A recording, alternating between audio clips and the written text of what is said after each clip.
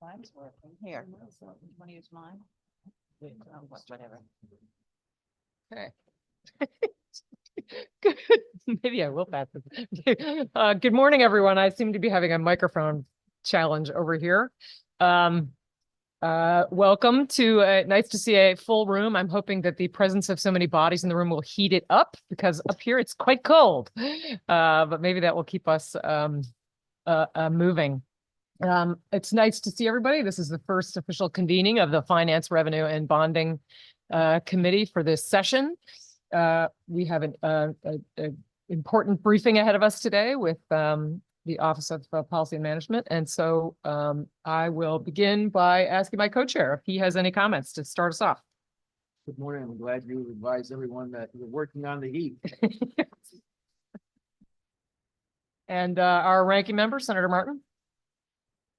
You all for being here.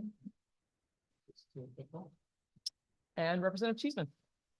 Thank you. Anxious to get going. And if more of our colleagues were here in person, we'd have enough hot air to heat the room. Look forward to it. Thank you. Maybe the best reason to have more questions today. Let's go. With that, we pass the baton to you, Secretary Beckham. Thank you, Madam Chairman. Senator Fonfara, Senator Martin, Representative Cheeseman, it's nice to be with you again today. Hope to have a brisk presentation for you today. Not as much going on the revenue side, at least from our perspective in terms of our adjustments this year. So maybe we can get through this relatively quickly. We do have a slide presentation for you, and we'll move into our usual intro. Governor continues to be proud of the bipartisan two-year budget that we passed last year that made record investments in a variety of policy areas that are of concern to our citizens. Midterm adjustment makes additional investments in various policy areas. So we are preserving in this bill, the set of bills we're proposing, the largest income tax cut in our state's history, as well as the increase in the earned income tax credit. This budget proposal keeps the FY25 budget balanced and in adherence to all constitutional and statutory fiscal guardrails. We'll take you through an overview of what we did in terms of approaching the numbers on the next slide. These are the 13 funds that are in the Appropriations Act that govern the current biennium, fiscal years 24 and 25. We're proposing some adjustments in some of them, but not all of them. Of note for this committee, we have a slide later on that explains some savings we're going to hope to achieve in the Special Transportation Fund. That's denoted there in the second column. Almost a $25 million savings attributable to something we'll talk about in a few minutes. Other savings from lapses that are happening in a variety of the accounts. Municipal sharing, revenue sharing fund is over appropriated in terms of the municipal grants that have to be paid out of that fund. So we're able to make that savings to the general fund. That general fund transfer doesn't have to be as large to cover all those grants. I won't go through all of these. We talked with the probes yesterday about some of these, but we had spending cap room in the enacted budget of 11 million, as you can see here at the bottom of the first column. We went through our exercise to make the adjustments. We're still under the cap in fiscal 25 with these adjustments, albeit more narrowly, of about 1.1 million. Appropriations are 3.5% higher in the second year than in the first year, and we add to that a little bit with a net almost $90 million adjustment there in the second column. So where we were with balance, I'll just walk you through. If you look at the balance line at the bottom and go across from left to right, the enacted budget had a balance of 9 million. So we were in the black by that amount. Consensus revenue in January that we worked with your Office of Fiscal Analysis gave us a read of another 60 million in the general fund. And we'll talk more about revenue generally in a second. But we were better in the general fund by about 60 million. So 9 ahead with the enacted, another 60 ahead. But then we have our technical updates, which I'll tell you about in a minute, that we had to solve for. These were problems deficiencies, less lapses, plus some new policy proposals. So that added up to about a $200 million item we had to get back to balance with. And we do so, as shown in that fourth column, with both revenue moves to a tune of about 70 million and some expenditure adjustments to the tune of about 63 million, which brings us back to balance on the lower right, albeit narrowly, at 0.6 million in balance in the second year with these recommendations. On the next slide, we start with our problem, the 199.5 of adjustments that we are experiencing in terms of deficiencies minus lapses. And we went through most of this with, went through all of this with approach yesterday. Of note for this committee, we are having to adjust the pension funds to reflect new valuations in terms of some experience that those funds are having, as well as the fact that the revenue last year was a little softer after we enacted the budget, so the waterfall was a little less this past summer and fall, which means we didn't have as much principal that we paid down, so our ADEC didn't get the benefit of that. So we have to make some adjustments in the ADEC this year to that amount. The second item there was related to the third item on the list of the 73.8 million was related to the fringe rate change we made last year for higher education. We took the pension liability off the higher ed units, for which they were grateful for about 5 minutes. And we had to deal with the alternative retirement plan in part of that. And that treatment last year was treated as a revenue loss on the revenue estimates. We are advised by the Office of State Comptroller, we have to treat that as an expenditure charge. So that's part of our, what we have to pay for on the expenditure side this year. But down below that, we have some other adds and subtractions based on debt service. I'll draw that attention to the debt service, $70 million savings. We're advised by the Office of State Treasurer that we have over budgeted for debt service in the second year, and we'll be able to make cover that with 70 million less. So we get to have that savings in the general fund. So that's a summary of the problem we were solving for.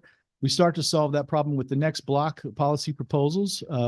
Of note for, again, I'll note a pension issue here for this committee. The amortization methodology for the judge's retirement system is being proposed for revision. It would make it more like the state employees retirement system and the teachers retirement system. It's a layered amortization over several years to pay down some of the currently unfunded liability. It allows us to save that amount in the general fund in fiscal 25. So we got $63 million closer to our resolving the 199 above, and we get all the way there with the next slide, which gets the other 70 million in revenue changes. I have slides on those revenue changes coming up, so I won't speak of those at the moment, but we got to a new total resources, total revenue for the general fund of 23,233.5. You can see near the bottom there. Since we're appropriating new money for 25, it's a new Appropriations Act, so we have to apply the revenue cap to our available resources, leaving us the available revenue number there of 22,943.1, which ties back to the number 2 slides ago, which got us back to balance. So that's how we solved our problem.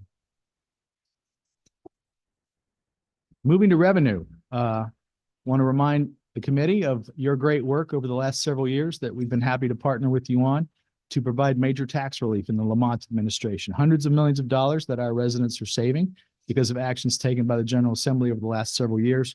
Governor is very proud of that. We're protecting all of that in this budget midterm adjustment proposal. There are no new taxes in our proposal this year. So we're proud of that. In fact, the governor wanted to eliminate some fees, which are listed there at the bottom. It's a new item in terms of relief for our citizens, and I'll have a slide on that coming up. To remind you where we are on revenue, consensus revenue came in January. We worked with OFA on the new numbers for the general fund. You can see again we're about 60 to the good there, so that's good news going forward. But if you look at the next column on the right and at the bottom there, that's the volatility cap revenue. That was not as good, so we're off by over 200 million in those revenues. So that's doesn't impact our general fund. And it will impact the revenue cap deposits to the budget reserve, which will mean a smaller waterfall later this year. But I want to draw your attention to the sum of those two factors. If we didn't have the volatility cap, we didn't have the revenue cap, we'd be $150 million in the red right now in the general fund. I would be proposing budget cuts or tax increases to make up that difference. That's before we got to dealing with deficiencies. That's before we get to dealing with new policy proposals. We have another $150 million problem on top of the $200 million problem I talked about at the beginning. So the volatility cap and the revenue cap are working. They're working in real time in this biennium to insulate our general fund from volatility. That was their purpose. They're working very well, and we're pleased with the fact that unlike so many of our sister states around the country, we are not cutting spending. We are not raising taxes. But we are going to cut some fees on the next slide. This is the initial educator certification that teachers get. We're eliminating that initial fee for them. For the child care, home and family, both for the facility and for the staff assistant certification that's needed initially, we're eliminating those fees. 3 classes of nurses, the LPNs, the RNs, and the APRNs, their initial examination for licensure fee is being eliminated. They'll still pay the renewal fees, so renewal fees are not covered, but the initial entry into the market, that fee is being eliminated. It affects about 19,000 applicants who will benefit. It's a $3.5 million hit to the general fund, but the governor wanted to propose that to signal our support of those critically needed occupations. Some other revenue measures you should know about. We are increasing the general fund revenue transfer. You'll recall in the underlying existing budget, we transferred about 95 million in revenue from fiscal 24 to fiscal 25. We're going to propose increasing that transfer by about 45 million to keep us in balance for the biennium.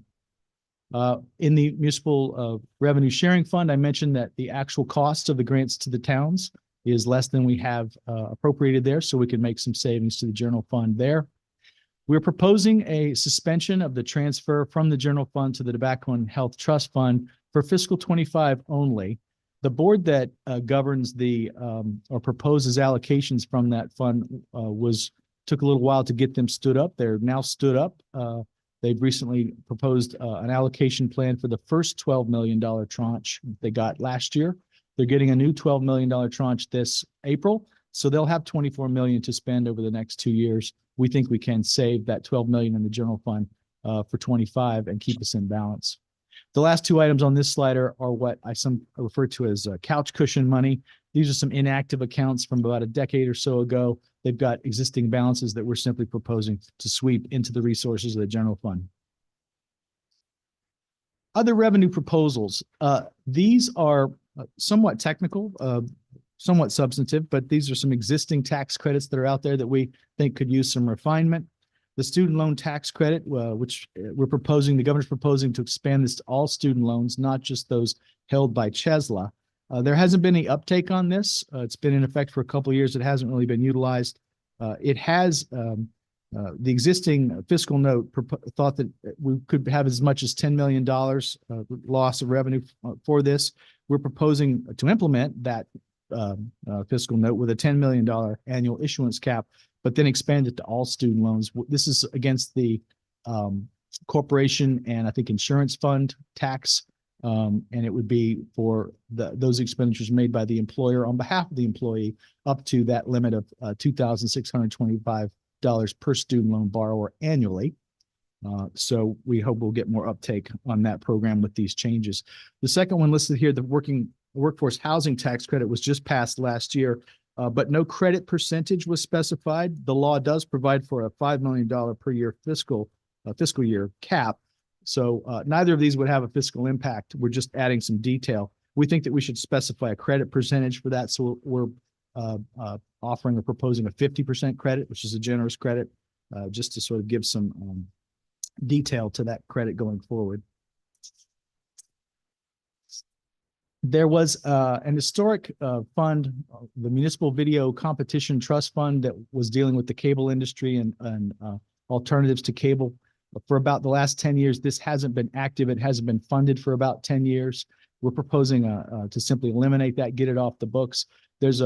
Back in the middle of the last decade, during a tough budget year, they sort of swept this and put in permanent statutory language that just said, yes, you get a transfer out of the general fund, but then it comes right back to the general fund. So we think we should just eliminate it altogether. No fiscal impact. The share plan. The share plan idea, which was passed last year, which allows exempt eligible firms from the 10% corporate surcharge if they provide their employees a certain number of shares of corporate stock. If the 10% surcharge is repealed, they'd get the tax credit that's equivalent to the 10% surcharge. It would only apply to a limited number of companies and a limited number of employees. And so the $100 million the corporate entity have to have $100 million in gross income. So it's only a limited number of companies. This was delayed. The effective date of this was delayed to allow us time to study this issue. Having studied the issue, we don't recommend going forward with it. It is we did a study on this, and we can get you a copy if you don't have it. But I'll read on this that it's not an effective means to achieve the goals of the plan. It would only apply to a narrow group of employees who work for a certain number of companies. We actually don't think it would be taken up by that many companies because the cost to them would probably exceed what benefit they'd get out of it. But even if they did take it up, you would have the effect of the state would be subsidizing the compensation of a small number of employees working for a limited number of companies. We prefer a broader way of building wealth for the middle class and the working class. And we have a number of policies in place, and we'd be happy to look at others within the context of a balanced budget. But things like the paid family medical leave, the increase in the minimum wage and indexing it to inflation, the retirement security plan at the comptroller's office, the time to own program, which is a forgivable loan program established a couple of years ago for first-time home buyers, as well as the tax cuts we did last year and the increase in the earned income tax credit. Those have a broad effect on a lot of our residents. We prefer to see that kind of proposal come forward. The cost of this one relative to the number of people that it would help, we simply don't think is effective or an efficient way to deliver a public subsidy for building people's wealth. So we recommend repealing that. We have another idea. It comes to us from the state of New Jersey. New Jersey passed this. This is a challenge incentive, we're calling it. It would provide an income tax credit for the first time that residents of the state of Connecticut have to pay Connecticut income tax after having successfully challenged New York's income tax. So if you work in Connecticut, you're a resident of Connecticut, you work here, you're teleworking for a New York firm, New York taxes you at a higher rate than Connecticut would. We're proposing to incentivize folks to challenge that. They'll have to go to federal court. It'll probably have to go to the U.S. Supreme Court. It'll take a few years.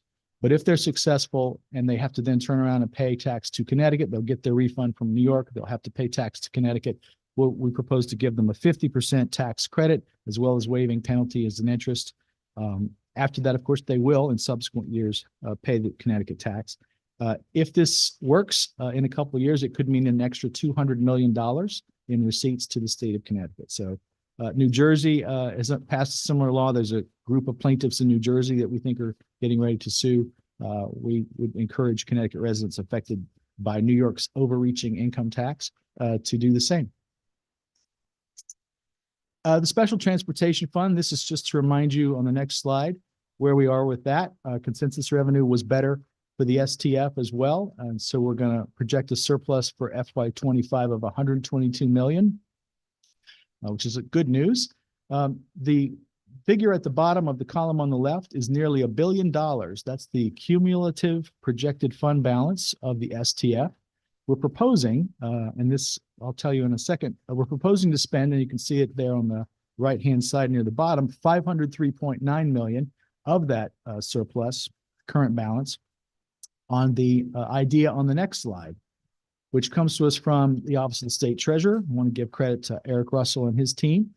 Their idea is that we should take the same tack with the STF that we do with the Budget Reserve Fund, and so that when 18% of current year appropriations is reached, amounts over that threshold would be used to pay down existing STO bonded debt. It would save us debt service in fiscal 25 of $22 million. It would give us an extra 60 million in STF fund balance in 26. And by 28, it would be a $75 million savings in the STF. So we, in the out years, we do experience a declining annual operating surplus in the STF. This alone would keep us in balance in fiscal 26, the first year of the next biennium. We would still be in the red in the STF probably in fiscal 27, 2 years out. But this is a great idea from the Treasurer's Office. We commend it to you for your consideration. Capital budget. We're obviously we have an existing set of general obligations in the Bond Act for the 2 years. It's about $2.45 billion in general obligation bonds and $1.5 billion in STO bonds. The governor's proposing adding, the first item there is an STO add. That is for DOT to do some work on some bridges around the state, principally because of lead paint that is peeling and coming off those bridges, creating a public health hazard. DOT would like to see to that soon, and so we're authorizing $100 million for that. The rest of those items on this slide are GO bond authorizations, be adding to the GO total. UConn requested some capital authorizations going forward, and we're recommending about 90 million of them, including startup costs for a new life sciences building. 15 million is proposed for IT capital investments. That's in the executive branch and our agencies that need some IT improvements.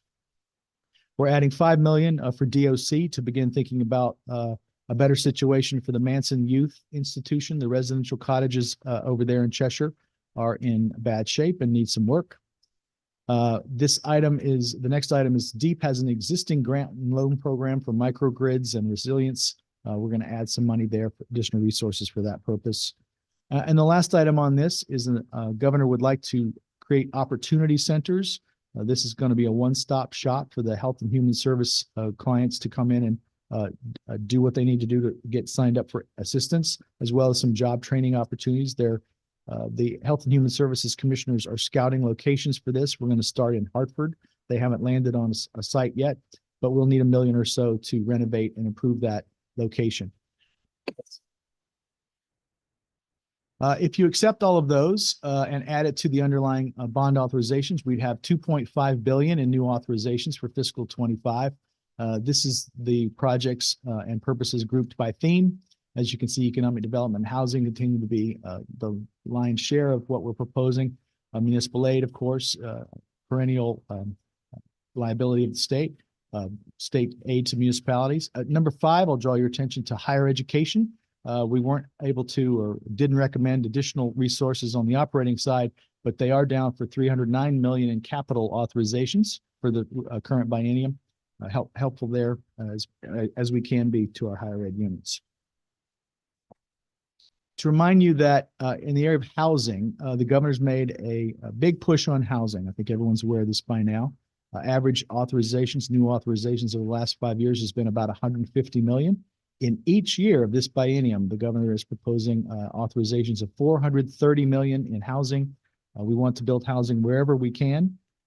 We've got folks moving to our state again for the first time. They need places to live, and so they can accept the jobs that we hope they'll take when they move here. So that brings me to my conclusion. We're balanced. We're in compliance with all the caps.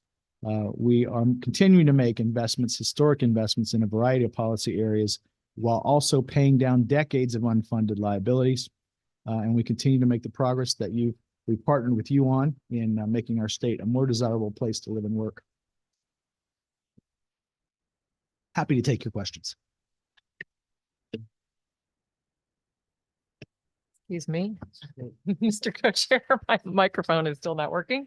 Thank you for that. I'm sure we will have many questions. I will start off with a couple myself. I'm not sure what order to do these in. I guess first I will ask you about the challenge program for remote workers. To give a little bit more information there. I mean, we've had conversations about this. I've had conversations with DRS about this as well for many years. So obviously something that affects my district as well as many others in the state.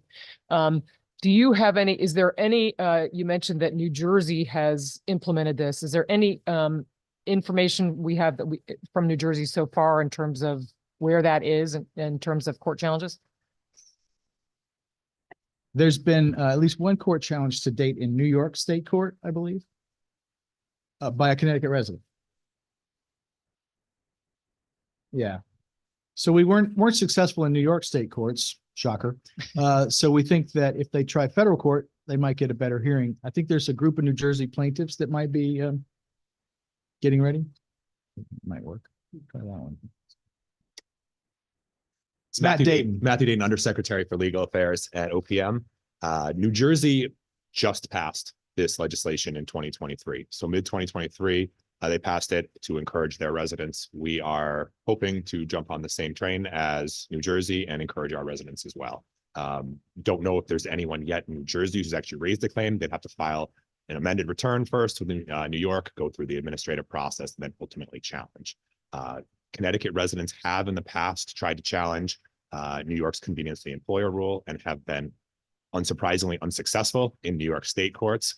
The universe has changed, obviously, with COVID right now, and we expect that there may be a different result ultimately if they do go further up this the chain to the U.S. Supreme Court. Most likely, we doubt that New York courts will agree potentially with us, but once we get on a neutral playing field, it may be a little bit different.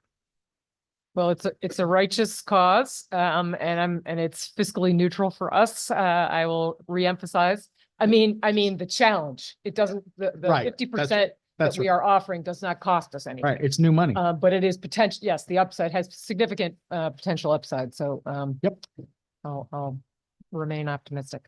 And then I wanted to ask about the proposal, the treasurer's proposal about the special transportation fund in terms of taking the surplus in that fund and applying it toward debt, which I think is a really interesting idea.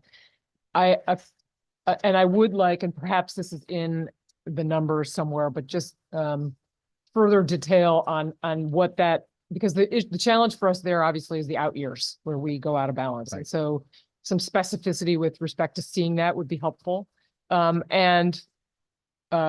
Also, so my question there though is, I know that in terms of both, granting and prioritizing projects, the federal government looks at the balance in those accounts. And are you concerned at all that if we take the balance of those accounts down, that will at all impact us in terms of our priority for getting those federal infrastructure money? So first of all, the detail on the out years is in our budget materials. It's on our website. It's in our budget book. We update that to reflect this proposal as if it were enacted, so you can see what that looks like. We have ongoing requirements in terms of the STF resources relative to the bonds we're issuing. That's just a two times or 2.5 times. We have to have 2.5 times in the fund the amount that's going out in bonds, so to pay the bonds, the debt service requirements. So that's already an issue that we and the credit rating agencies look at. So we will be okay with that. I'm not aware of any issue that we would have with the federal government if we brought it down a little bit. Wouldn't get rid of the cumulative surplus. It would just be the amount over 18% of current year appropriations.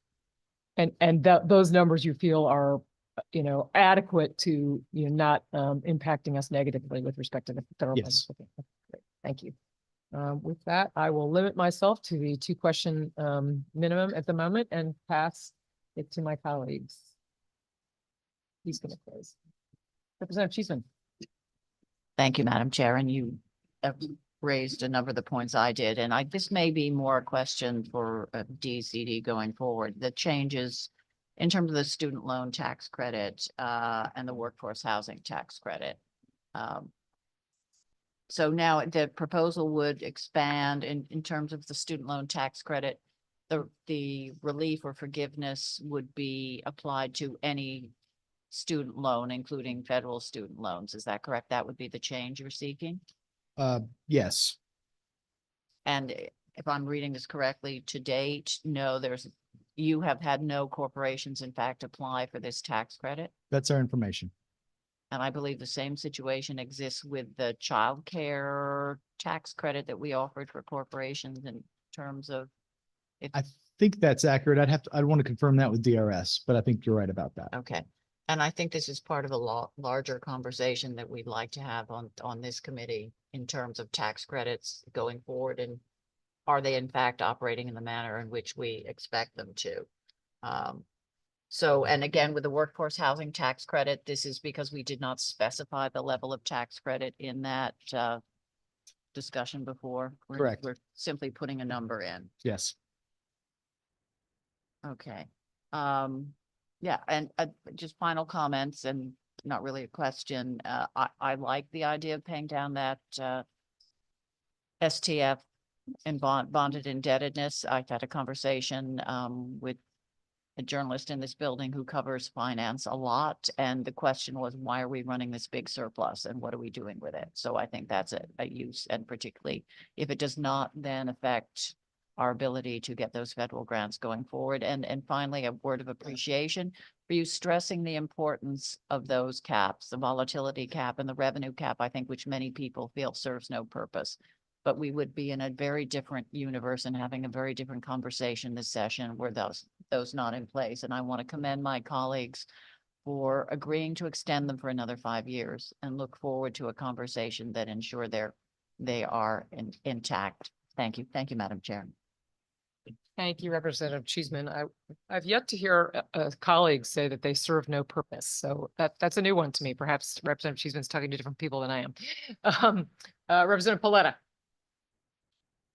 Thank you, Madam Chair, and good morning, Secretary Beckham, and thank you for your very thorough presentation. I always enjoy listening and getting an education on our state's finances, and I think everyone should pay close attention.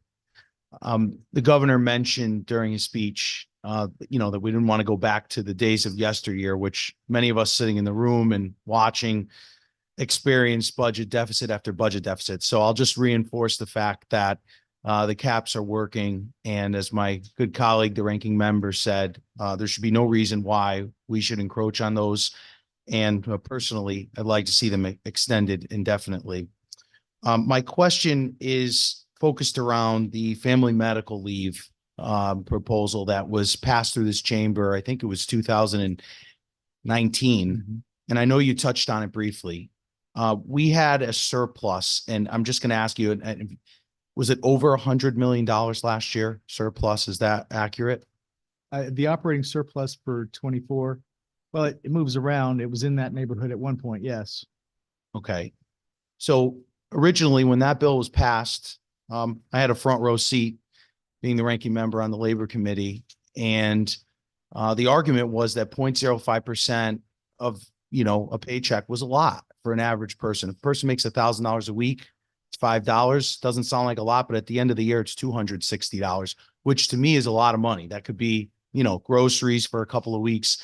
That could be, gas in the car, anything.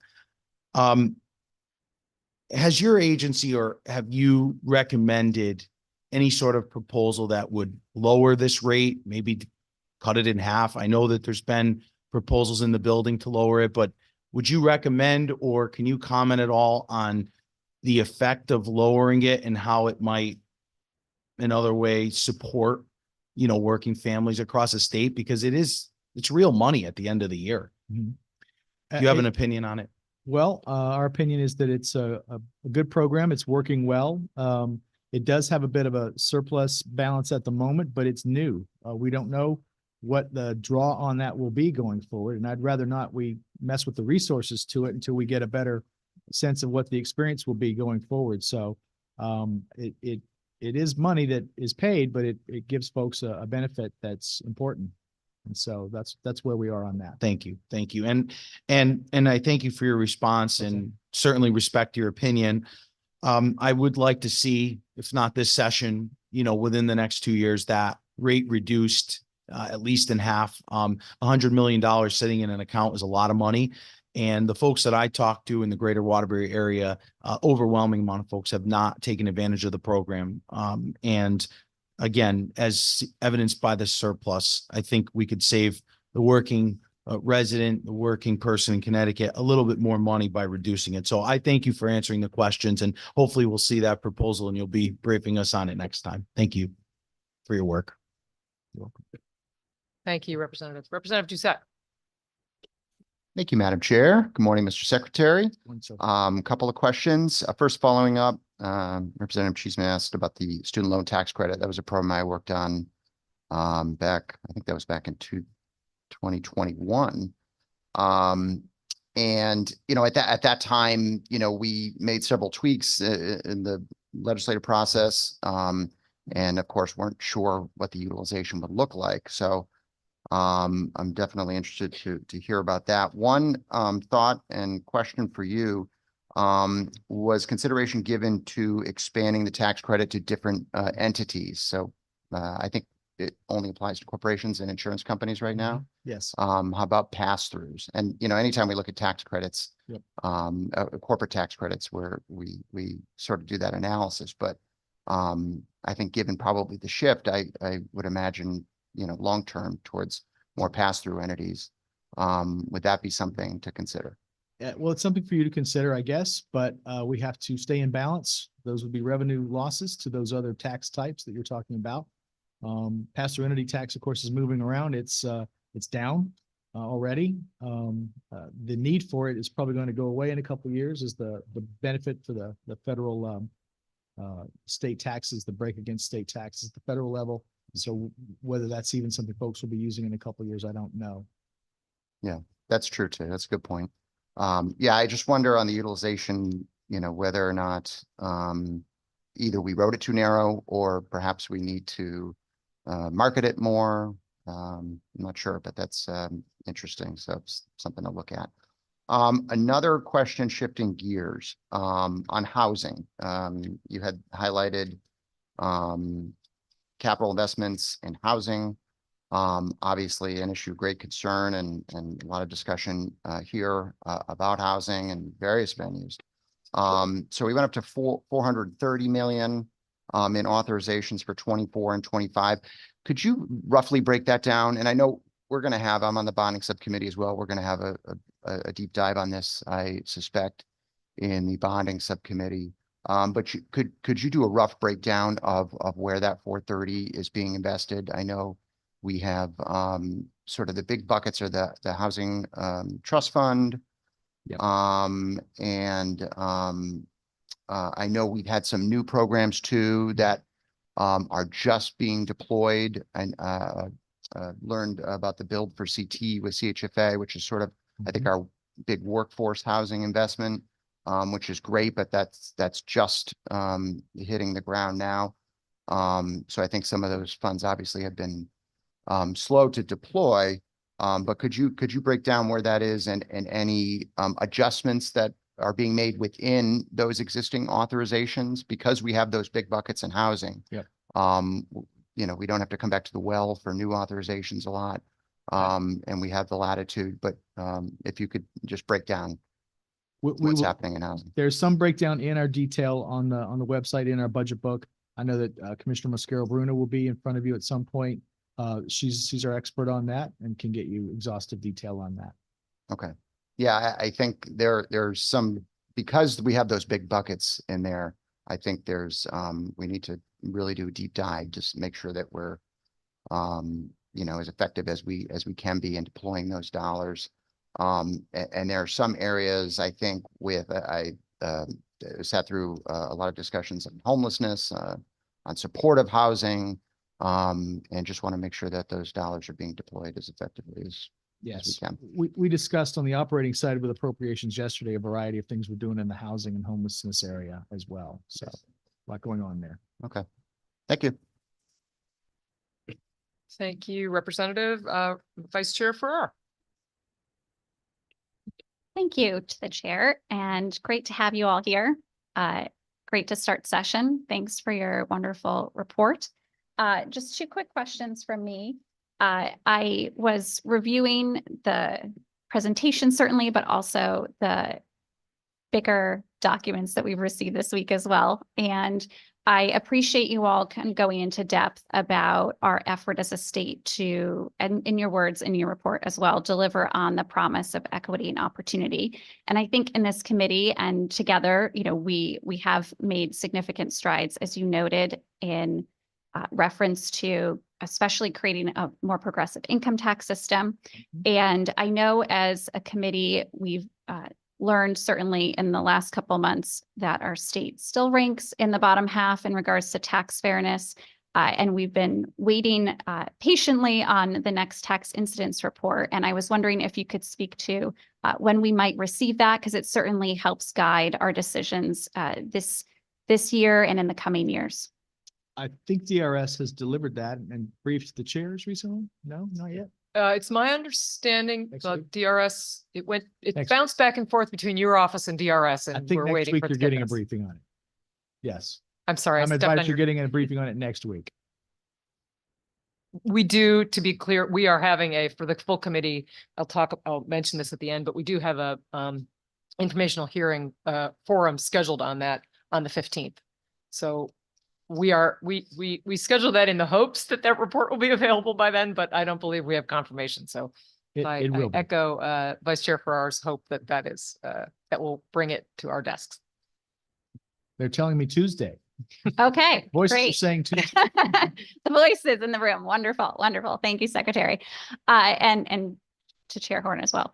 And then secondly, I just wanted to dig into the capital updates that you all have provided, especially in the area of you nicely kind of noted for us in the themes of the bond authorizations for fiscal year 2025. The top 5 item being higher education. Could you kind of speak to that item in particular, the differentiation there and amongst our UConn campuses versus our CSCU campuses? I think for those of us on the bonding subcommittees, we've seen, significant need at our CSCU campuses, especially community colleges, and I was hoping you could distinguish that for us. See if I can find that in the capital section of our budget book. Yep.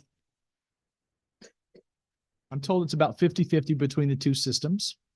Obviously, we're adding another 90 for UConn in our adjustments this week. Okay, thank you. Could you all send more detail on that when you have a sec? Sure. That would be so It's- helpful. It's I laid know- out, recipient by recipient in the D On section. page, Starting on D1. It's D1, broken up okay. into different sections. okay, That's the capital program, and each project, each recipient is broken out there. thank you. Yeah, and I appreciate that because I think we're very mindful as the bonding subcommittee, how we're creating equity amongst our systems and how important that is to the students across the state. So I appreciate that. Thank you. Thank you, the chair. Thank you, Madam Vice Chair. Next, we have Representative Napoli, the Chair of the Bonding Subcommittee. Thank you, Madam Chair. Secretary, thank you so much for being here this morning. Greatly appreciate your presentation. The 90.5 million for UConn, is that part of UConn 2000 program or is that a separate allocation? Separate allocation. They're at the tail end of their UConn 21st Century program, which are automatic allocations that don't come through the bond commission. They're in the last 2 or 3 years of that. Those are specifically laid out in that act by project. They're coming near the end of that. So going forward, it'll come to us as capital asks like this, and we'll put it in the General Bond Act for your approval and bring them through the bond commission. Okay, great. Thank you. My second question is, it's not in your proposal, but MRDA is something that the bonding subcommittee took very seriously that last session. And we noticed that there are operational costs in DECD for MRDA. Does the administration have any future plans to offer that program? Because that would be very Yes. helpful to urban areas. Yes, Around our there's state. 600,000 in the budget for that. They have to staff up. They have to hire an executive director, and that work is being done now. Thanks, Secretary. Thank you, Representative. Representative Piscopo, the ranking member of the Bonding Subcommittee. Thank you, Madam Chair. And it's good to follow the chairman of the bonding subcommittee. I appreciate it. Good morning, Mr. Secretary. Thank you for your presentation. I appreciate it. On the January consensus revenue update, can you help me understand the change in the volatility fund? I see a $208 million deficit. Or Not not deficit, deficit. Just off. It's a transfer change. Was that as a result of increasing the cap on our? Nope. No, it's just in those tax types, the volatility cap tax types, the estimates and finals portion of the personal income tax and the pass-through entity tax. Those revenues are coming in lower than we projected by about 207.9 million. There's still, I think, 400+ million that will go over to the BRF through the volatility cap deposits this year. So we're coming down from about a $600 million, 600 and change $1 million deposit into the BRF with those revenues. It's dropping to about a 400-something million deposit. So less going to the BRF because those tax types are coming in lower than projected. Thank you for that understanding, and you answered my. Thank you, Representative. Way to be efficient. Don't see any other questions at the moment, so I will recognize myself for the second time. And sticking to the theme of bonding and capital, one, I had a question about something that did not appear on the list. And there is some additional for deep specifically. So I note there's no additional capital requests here with respect to municipal solid waste, waste to energy, anything on that front. Could you explain the reason for that not appearing on your list of priorities? Deep did not make a request, a capital ask for those categories. We didn't consider one. We're still working on those issues. There's some existing monies available, I think, on the general fund that is assisting Commissioner Dykes in trying to help towns out with some of their expenses. I think that's on the operating side, if I'm not mistaken. There's an existing authorization. It's an existing authorization. There's in the underlying budget. We're not making new proposals, but in the bond act, there is funds for that. I think it's a 15 million or so, $15 million item with Commissioner Dykes to trying to work with towns to do things to divert waste, try to do more composting, that sort of thing. Yeah, I would, representing a region that's heavily affected by the mirror closure, I could say there's not enough resources there. And that, to your point, that is also on the appropriation side as well as, so I'd like to. I think your continue to point have is that well conversation. taken. Yeah. I don't disagree in the least with that. If we can do more, if you'd like to work on that issue, happy to work with you. Right, thank you. And my second question, capital related, is housing. I am very glad and was very glad last year to see a real emphasis on putting resources towards housing in the bond bill. But I'm a little bit concerned about how we get that money out the door. And some of the statistics have been that it has been less about, authorizing funds in the bond bill in particular, and more about actually getting projects up and running. And so you do have, continued commitment to housing in here. What have there been changes made or proposed to improve that pipeline to ensure that those projects actually get up and running better than they have in the last period? Well, typically the state's not the only contributor to the capital stack of housing projects. So we need developers ready, willing, and able to do that. We've got to have municipalities ready, willing, and able to approve those. Commissioner Mosquero Bruno does she and Chief CHFA do a great job in trying to assemble those projects. She'll be in front of you at some point, can give you detail on that. But we typically are a part of the stack, and we are doing it wherever folks are ready to do it and can get it done in short order. So I understand that there, as you suggest correctly, in my view, that there are many people who are, responsible for making sure those projects get, but I want to make sure that we in the state aren't part of the logjam. So. Not to my knowledge. Okay, may that be true. If it's otherwise, happy to work on that. Thank you. Representative Cheeseman. Thank you for your indulgence, Madam Chair, for the second time. You mentioned a number of steps that you believe the administration has taken to level the playing field, as it were, in terms of equity. And I don't believe you mentioned the baby bond program. Could we get a breakdown of the baby bond recipients by town? I think that'd be very interesting for some of people sitting here to know exactly how those broke down. If we have that, it would be at DSS. Those would be folks who are on Husky. Is it possible? I'm not obviously asking for individuals, just in Mhm. terms of numbers by town. I'm not sure if there are any privacy concerns about that, but I can inquire with DSS to see if they Okay. have information. That would be useful if you could. Thank you. Thank you, Madam Chair. Thank you, Representative Cheeseman. Mr. Co-Chair, Senator Fonfara. Thank you, Madam Chair. Good morning, Secretary Beckham. You spoke quite a bit about the repeal of the share plan. And do you recall what was in the governor's budget proposal last year with respect to the corporate income tax, the surcharge? I don't believe we made a change there. It's phasing out in the future. Yeah. It's supposed to be, it was always supposed to be temporary. It keeps getting extended. I'll think it's on remind the- you, the governor proposed elimination in his budget initially last year. Rescinded that quietly. But his initial proposal was to eliminate it. What we'd like to eliminate it. Right. It's part of a negotiation with you all every year, and is continued. I think it ends in a couple of years. 2026 is the last year it'll be charged under current law. It doesn't get extended again. I think it's been around for almost 20 years now. And how much revenue would we be foregoing when we do that? 70?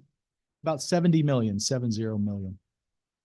So the share plan, which you have stated in your report that you don't believe, and you said it again today, that it will be used very much, if at all. That's right. But you ask for a repeal or are asking us to repeal this because you feel that no one's going to use it. But if they use it, it'll only be at the help of a few people. That's right. So you spoke also, and this is in no way a reflection on any particular community that might benefit, but you also spoke in the next page about the incentive for state income tax folks who live in Connecticut, work in New York. How many people do you think will benefit from that? The maximum number I'm aware of is about 75,000 people. Not a great number of people. Our motivation there is the 200 million we'd realize in revenue down the road. Right. And the share plan, which would benefit only could be as many as 75,000 people when all is said and done, would now put $30,000, $40,000 more into the pockets of people who are, in some cases, low-income workers, now paying taxes, paying income tax, maybe they're not right now, sales tax, putting significant dollars into the coffers of the state of Connecticut, in addition to increasing the wealth of those individuals, and could considerably increase their wealth.